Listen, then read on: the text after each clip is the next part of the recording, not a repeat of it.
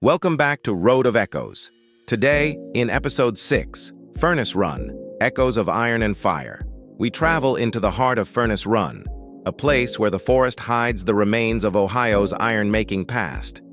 Here, at Hope Furnace and the surrounding Lake Hope Furnace parks, the story of the 1800s or industry comes alive through the ruins, the reconstructed blast furnaces, and the ghost stories that still echo through the valley. This is where industry met wilderness, and where some say the workers who tended the fire never truly left. If you're watching on YouTube or TikTok, please like, subscribe, follow, and share this episode. Your support helps Road of Echoes grow and keeps these stories alive. Let's begin. Before the light comes, the hollow holds its breath. The oaks have been here long enough to forget almost everything. The hickories have layered their leaves over the old wounds like bandages over scars. The creek moves in the dark the way it has always moved, patient, indifferent, absolutely certain of where it is going. This is southern Ohio, Hocking Hills country, hill and hollow country, a landscape that looks, at first glance, like it has always been this wild, this green, this quiet. It has... Look at the map. Look at the names, not the county names. The small names, the creek names, the road names, the ridge names, Furnace Run, Ore Bank Road, Cinder Hill, Charcoal Hollow, Iron Ridge. The land speaks in the vocabulary of fire and iron. And if you listen, really listen, it is telling you about a time when these gentle Ohio hills roared like the inside of the earth itself. In this episode, we go back to that time. Back to when a hollow like this one was not a place of birdsong and shade, but of flame and hammer, and the unrelenting, terrible labor of men who fed a hungry nation its iron. Back to when Furnace Run earned its name. To understand Furnace Run, you have to understand a place that most Ohioans have never heard of, and that shaped, in ways few people appreciate, the industrial destiny of an entire nation. It is called the Hanging Rock Iron Region, named for a dramatic sandstone cliff formation above the Ohio River in Lawrence County. The region sweeps across a broad crescent of southeastern Ohio, from Scioto County in the west to Lawrence County at the river, and spills across the water into Boyd and Greenup counties in northeastern Kentucky. To the eye, it looks like nothing but hill country. But beneath these forested ridges, three things lay in close and extraordinary proximity: rich deposits of iron ore, beds of limestone, and vast, unbroken hardwood forest, the three essential ingredients for making iron by the charcoal blast method. The first furnace in the region fired in 1818. By the early 1850s, nearly 65 furnaces blazed across the hollows. By the peak years of the 1870s, southeastern Ohio led the entire nation in iron production. 69 charcoal iron furnaces, hundreds of thousands of tons of pig iron, an industry that announced itself with fire visible on every hillside for miles. But these were not merely industrial sites. Each furnace was, in miniature, a world unto itself. Workers and their families lived in company-owned housing clustered around the furnace stack. They purchased their flour, their salt pork, their boots, and their lamp oil at the company store. Many were paid entirely in scrip, a currency redeemable only at that same company store, a system that bound men to a site as surely as any chain. Children grew up in the shadow of the stack. They knew the furnace bell before they knew the church bell. And when the Civil War came, these hollows answered the call in iron. The Hanging Rock Iron Region became one of the Union's most vital industrial arsenals. Iron for cannons, iron for shot, iron for the sinews of a war machine, and most famously, iron for the armor plating of the USS Monitor, the Union's revolutionary ironclad warship, whose metal hull was forged in part from Hanging Rock pig iron. The men who made it came from everywhere: Irish immigrants fleeing the famine, German craftsmen, Welsh iron workers who brought generations of furnace knowledge in their hands, free black laborers, drawn to an industry that, at least in the Ohio hills, stood apart from the institution of slavery. Tens of thousands of workers in total over the life of the region, many of them unknown by name, known only by what they did and what it cost them. To understand what those costs were, you have to understand the furnace itself. Stand at the base of one of the old furnace stacks that still rise from the southern Ohio forest, and the scale of the thing stops you. A charcoal blast furnace was a stone tower, typically 30 to 40 feet tall, built of cut sandstone or limestone blocks, tapering inward as it rose like a truncated pyramid. The blocks were set without mortar. Mortar would have crumbled in the heat. Only the geometry of the stone held it together, and the heat sealed the joints better than any cement could. At the base, a great arched opening, the tunnel arch, served as the cast house, the mouth of the beast. At the top, the furnace was open to the sky, receiving its continuous charge of raw materials day and night, 7 days a week, for months at a stretch. The charging process was relentless. Workers called fillers loaded alternating layers of iron ore, limestone, used as a flux to strip out impurities, and charcoal into the top of the stack. This cycle never stopped.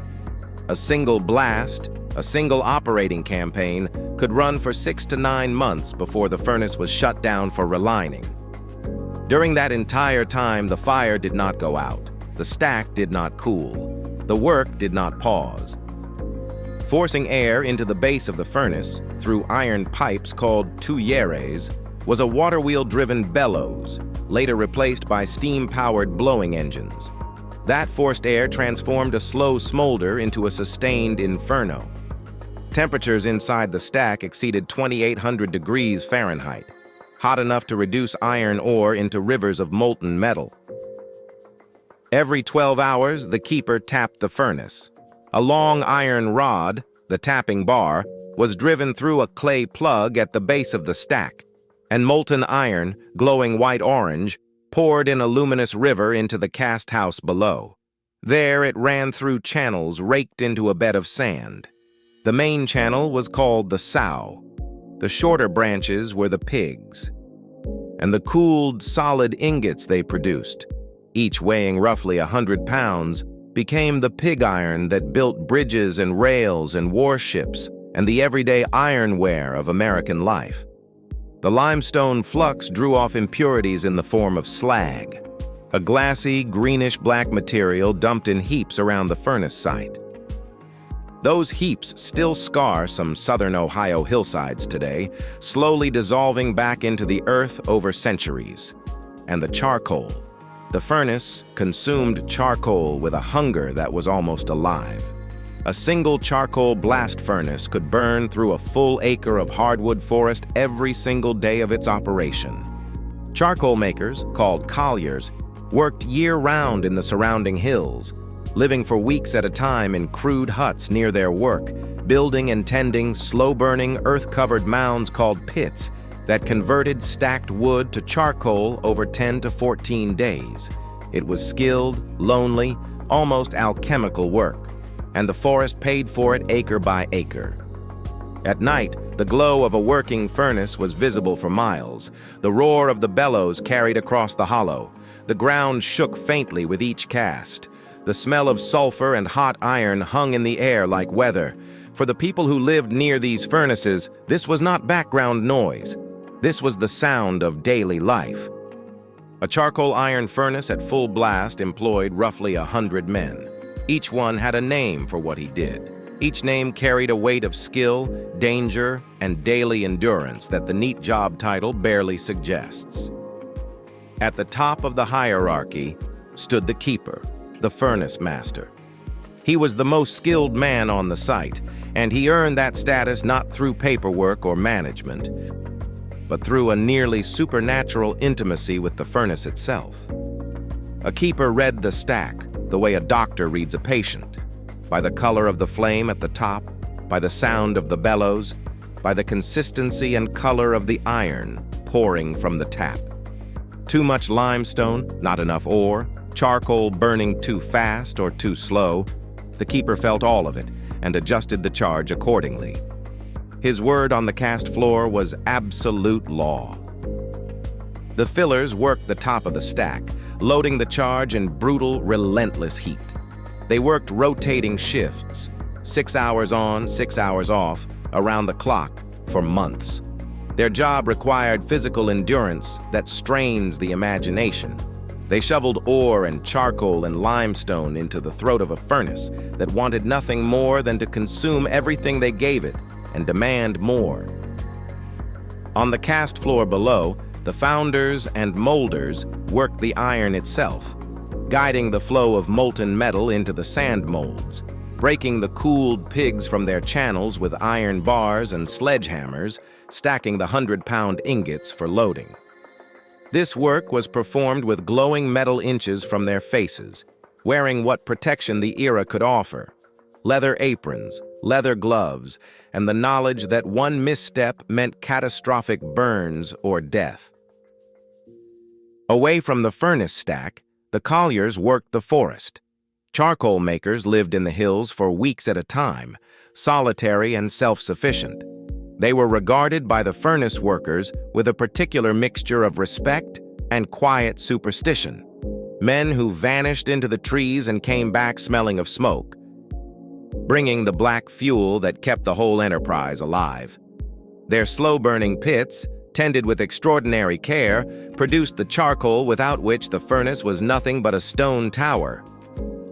The teamsters drove ox and mule-drawn wagons, hauling iron ore from hillside banks and shallow pits, limestone from nearby quarries, and charcoal from the forest to the top of the furnace stack. These were the arteries of the operation, the movement of raw material that kept the charge flowing. Without the teamsters, the furnace starved. And in the earth itself, the ore diggers worked the earliest and hardest labor of all, excavating iron ore from surface deposits and from horizontal mine tunnels called adits, driven into the hillsides with hand picks and black powder. It was back-breaking work, poorly paid, poorly recognized, absolutely essential. The furnace bell ordered all of it. It rang before dawn to wake the settlement.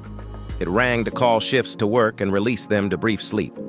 It rang at each cast, summoning everyone within earshot to awareness of the cycle they all lived inside.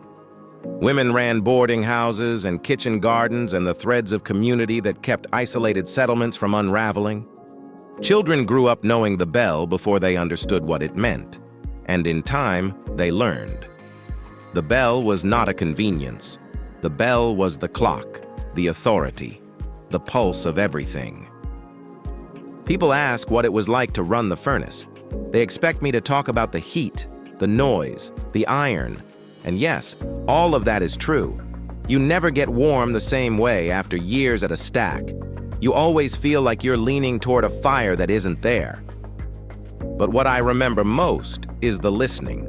The furnace talked to you if you knew the language. A certain change in the pitch of the roar meant the charge was running lean. A dull color at the top. Too much ore, not enough draw. She'd tell you. You just had to be still enough to hear her. I spent 23 years at the stack, 23 years of that sound. I hear it still some mornings when the wind comes through the hollow just right. The furnace gives you everything: wages, purpose, a reason to get up before light, and then it takes what it decides to take. You don't argue with it, you don't bargain. You learn what it wants, and you give it every day until the campaign ends, and then you wait for the next one to start. But not all who worked the furnace made it home. The charcoal iron industry was dangerous in ways that were understood and accepted and never quite made peace with. Burns, falls from the charging platform, the catastrophic unpredictability of molten iron under pressure. The furnace offered good wages and brutal risk in equal measure, and the men who worked it knew both sides of that bargain from the first day they signed on. Some of them left their mark on these hollows in a way that, if the old stories can be trusted, time has not entirely erased. The hanging rock furnace sites carry ghost lore the way old trees carry moss. Quietly, persistently, in layers you only see if you look carefully, lights seen moving through the tree line late at night near old cast house ruins, sounds, a rhythmic clanging or the low roar of forced air, heard in hollows where nothing has burned for 130 years. Old-timers from these communities, interviewed by Ohio History Connection researchers in the 1960s when living memory of the furnace era was still just barely within reach, described these traditions matter-of-factly, not as supernatural claims, as memory, as the landscape's refusal to entirely let go.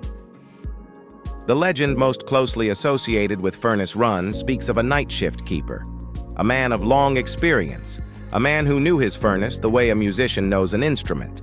On a winter night, near the end of a long campaign, the cast went wrong. What ironworkers called a cold shut. The iron, cooling too fast in the channels, froze prematurely, blocking the flow and building pressure within the stack.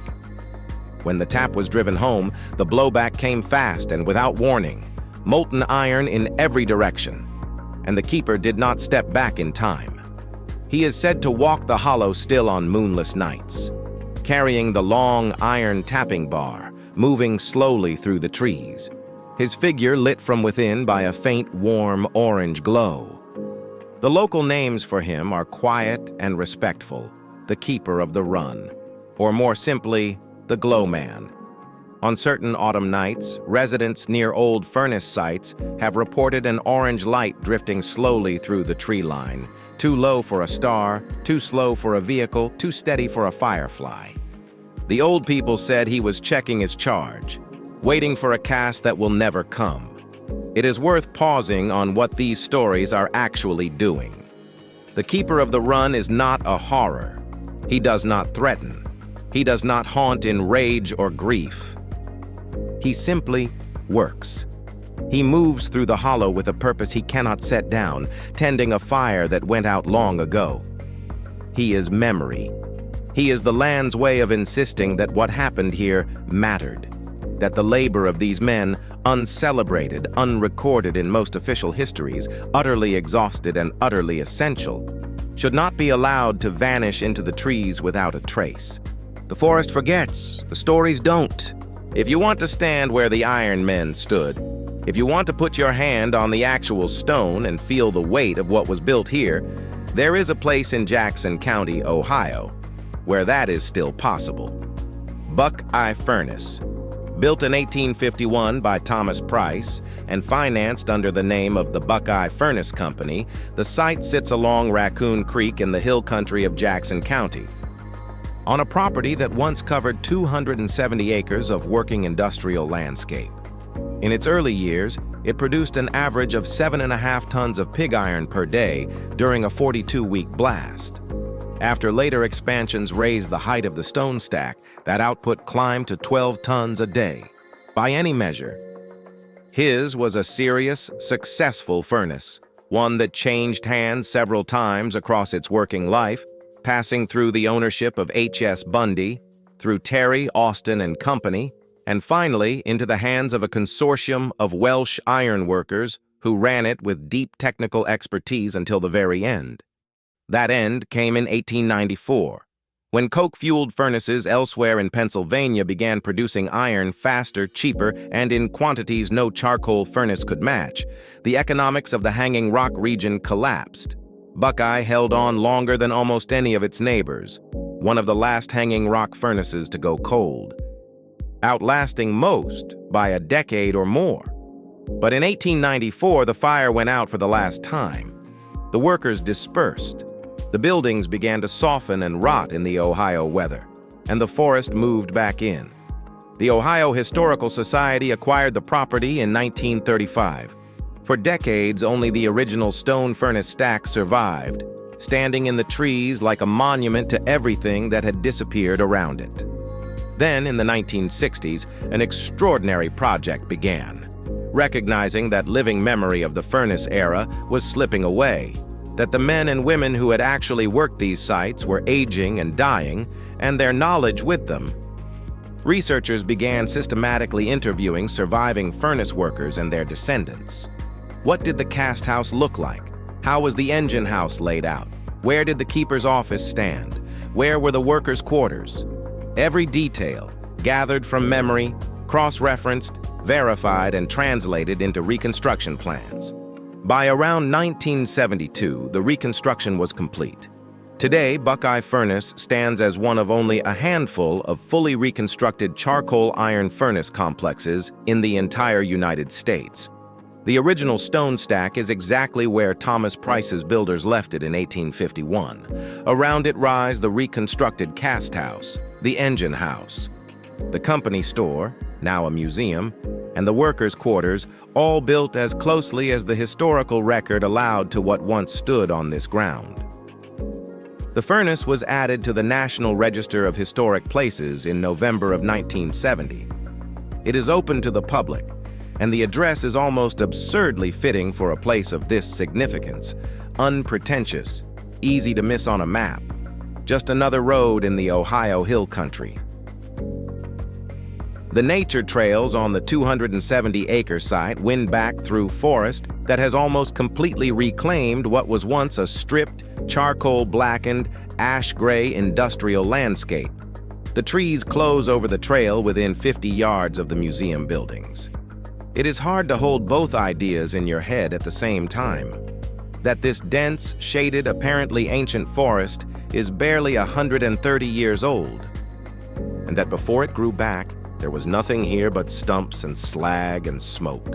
42 years of fire, then silence. Then, slowly, stubbornly, the trees came back. The charcoal iron era consumed an estimated 400,000 acres or more of Ohio hardwood forest in the Hanging Rock region alone. 400,000 acres stripped bare, converted to charcoal, fed to the furnaces acre by acre, year by year, for nearly a century. It was an act of industrial transformation so total that it changed not just the landscape, but the soil chemistry, the hydrology, the very species composition of these hills. When the furnaces went cold, silenced by the cheaper, faster iron made with Pennsylvania coke, by depleted ore seams that the early iron masters had confidently predicted would last for thousands of years, the landscape was left to itself. No one replanted it. No one managed its recovery. The land simply began again. The forest came back. Oaks and hickories reclaimed the hollows. Wildflowers pushed through the ash. Creeks that had run gray and silted ran clear again over stones worn smooth by water that had nothing left to carry. It looked in time like wilderness. It looked like something untouched. But it is not the same forest that was here before. Ecologists working these hills note that the species composition shifted. Different understory plants favored by altered soil chemistry, the legacy of iron-rich slag leachate still moving slowly through the ground. In some places, invasive species that moved in during the long disturbance window have never fully retreated. The recovery is real, and it is beautiful, but it carries the mark of what came before, written in biology and chemistry and the slow memory of disturbed ground. And the names stayed. This is the deepest form of memory that landscapes possess. Not the memory of stone, which erodes, not the memory of wood, which rots, but the memory of language, names spoken from generation to generation, names written onto maps and deed records and road signs, names that carry the meaning of a place long after the thing itself has vanished. Furnace Run, Ore Bank Road, Charcoal Hollow, Cinder Hill, Iron Ridge. These are fossil words. They are the vocabulary of an industry that shaped a nation and then disappeared into the trees. They endure because people kept saying them, kept giving directions by them, kept naming their children's walking paths by them, without always knowing or caring what they meant. Just, this is what this place is called. This is what it has always been called. And here, in this hollow along this creek, the water moves over stones that may once have been slag, past banks that may once have been ore banks, beneath trees that are the grandchildren of trees that were cut and stacked and burned to make charcoal that fed a furnace that poured iron that built a country. The furnace is gone. The run remain.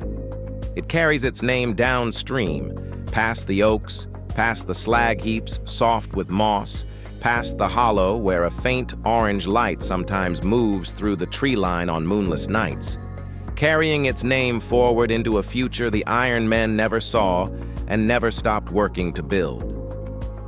Thank you for walking this road with me through Furnace Run. These echoes of iron, fire, and memory remind us how much history still lives in the quiet places of Ohio. If you enjoyed this journey, please like, share, and subscribe to Road of Echoes. Your support helps these stories continue forward. Until next time.